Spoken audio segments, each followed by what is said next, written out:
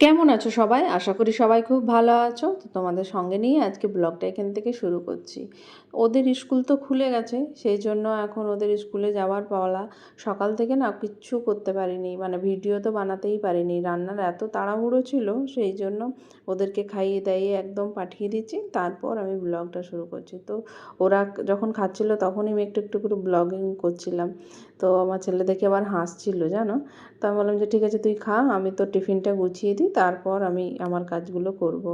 তো ও এখানে জুতো মোজা পরে নিচ্ছিলো, আর তখন তো খেতে দিয়ে ওর বাবা তো আগেই বেরিয়ে গেল, কেননা ওর তো ট্রেন ধরতে হবে। আর এর ওমের গাড়িটা একটু পরে আসে, সেই জন্য ওম একটু পরে যাচ্ছে। ওকে তো পুলকারে দিয়ে দিয়েছি। ও বারবার বলে যে মা আমি সাইকেল করে যাব। আমি বললাম যে না, আর একবার একটা ক্লাস উঁচু হয়ে যাক, তারপর তুই সাইকেলে করে যাবি, কেননা এখন ওর ক্লাস 6-এ পড়ছে, এরপরে 7 হবে। তো আমি বললাম যে না এখনই নয়, কেননা আরেকটু সতর্ক হয়ে যাক নিজে নিজে, তারপর করবে। তবে আমি মোটামুটি সব কাজই ওকে শেখাই, নিজের খাবার থালা গুছিয়ে রাখা, নিজের ড্রেস জামা সমস্ত কিছু গুছিয়ে রাখা, এইসব।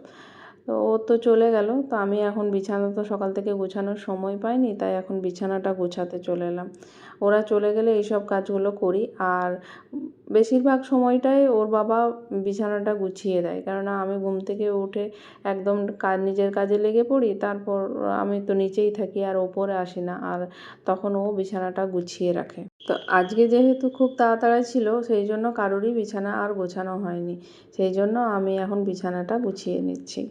এখনও পুরোপুরি রান্না কমপ্লিট হয়নি, রান্নাটা এখনও করব। তো ভাবলাম যে বিছানাটা তো অনেকক্ষণ ধরে পড়ে আছে, তাহলে আগে ওটাই কাজটা সেরে আসি। আর বিছানা পড়ে থাকলে কিন্তু একদম ভালো লাগে না। স্কুল যাবার আগে যে আমাদের কি যুদ্ধ চলে, যতক্ষণ না দুজন বেরিয়ে যাচ্ছে ততক্ষণ ওই যুদ্ধটা চলতেই থাকে।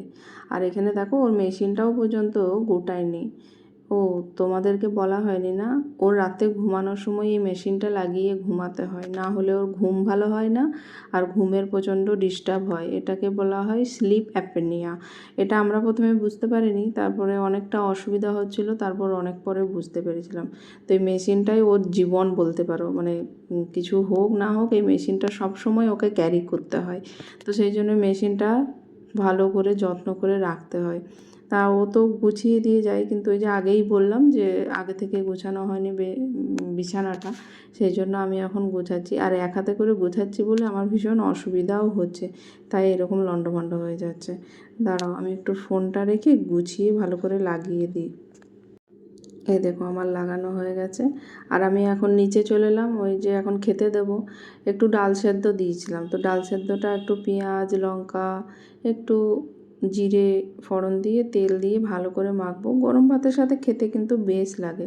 তো এখন আর বেশি কিছু রান্না করিনি বলে এই ডাল সেদ্ধটা করলাম। ওদেরকে তো সকালে ডাল করে দিয়েছিলাম, তো বাবা তো ডাল খাবে না, সেই জন্য ভাবলাম যে একটু ডাল সেদ্ধই মাখা করি। তো এটা মেখে নিলে কিন্তু বেশ ভালো লাগে খেতে।